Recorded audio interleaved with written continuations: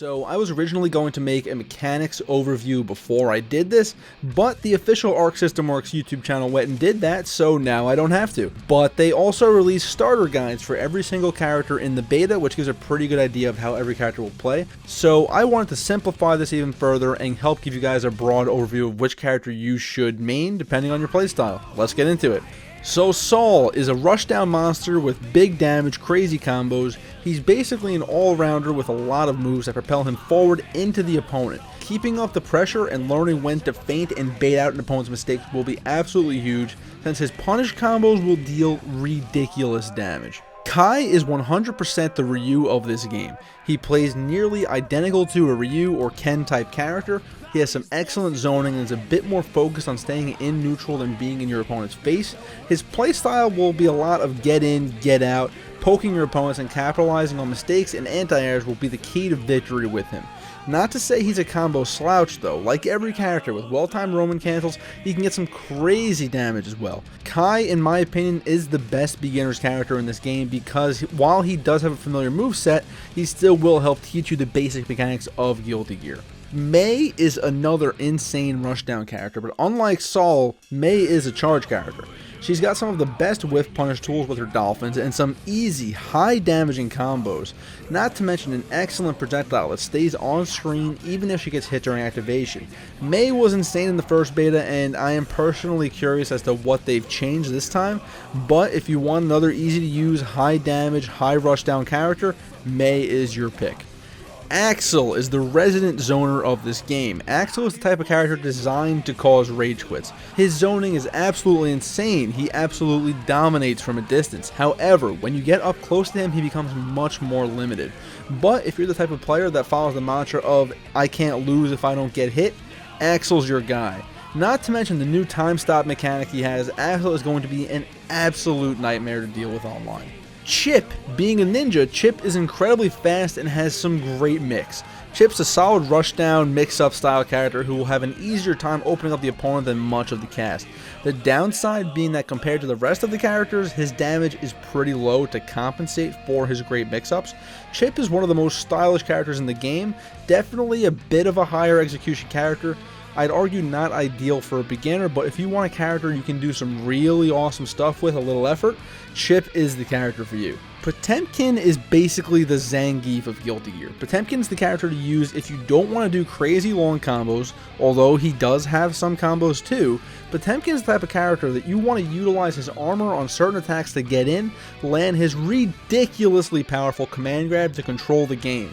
He's one of the most straightforward characters as well as one of the easiest to pick up and win with. Faust is the character to play if you want batshit insanity. He's a great zoner with several RNG elements on top of some pretty good mix-ups as well.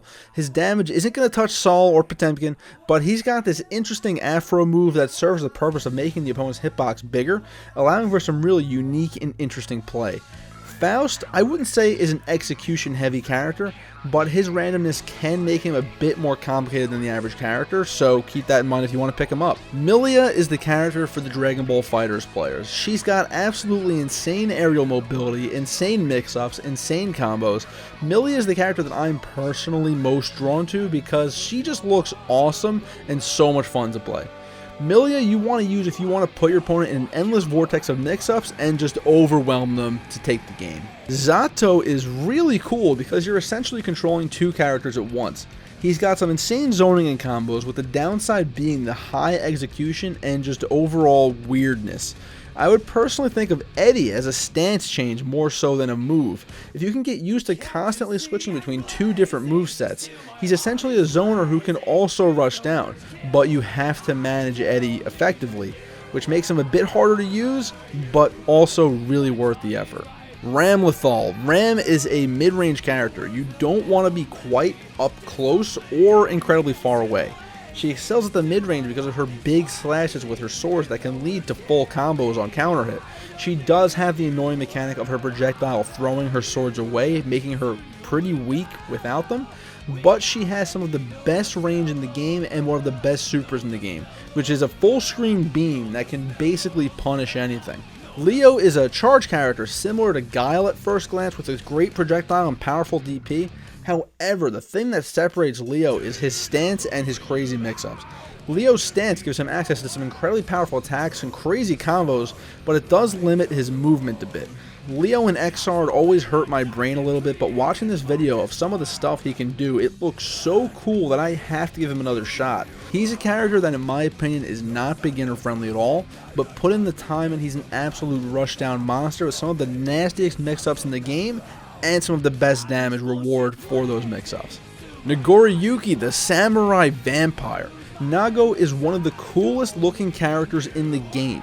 He's similar to Ram in that he wants to control the mid-range, but he has a unique mechanic of Blood Rage, where as he lands hits, a meter builds up. Once this meter is full, he goes into what's called Blood Rage, where he loses health rapidly, but gets a damage buff and access to one of the best supers in the entire game.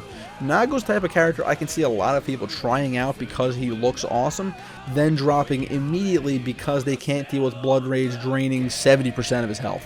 And that's my opinion of him. This is a character that looks deceptively straightforward, but I don't think he's particularly beginner friendly because the Blood Rage mechanic will be very hard to manage at first. And last but not least for this beta is GIOVANNA, the character I wanted to love so much. GIOVANNA is one of the simplest characters in the game. She's a rushdown character whose major perk is her seemingly insane frame data. Many of her moves and specials are safe on block, making it pretty easy for her to keep up the pressure. That said, her mix-ups are pretty straightforward with basically just a moonsault akin to Nash in Street Fighter V. She's a very simple character that I think beginners will do just fine with, but I do hope she gets a few more interesting things in the future to make her a little bit more interesting to play.